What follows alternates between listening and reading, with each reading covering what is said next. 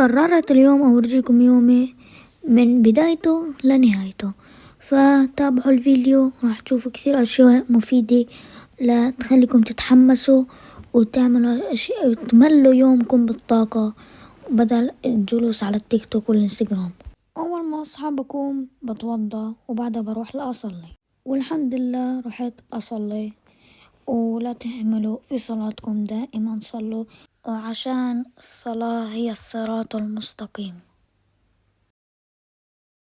بعدها رحت أفطر لأنه لازم كل ما تصحى أنه تفطر، إذا تفطرش فراح يكون يومك بدون تركيز راح تكون كثير تعبان.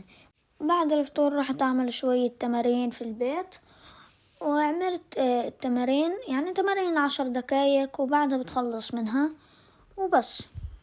وبرضو عملت تمرين البلانك وبرضو تمارين زيادة رفع الأثقال وغيرها من التمارين.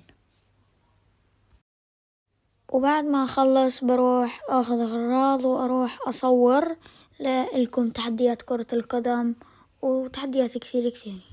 وبعد ما أخلص بروح ألعب لي شوي وبعدها بفوت أنام.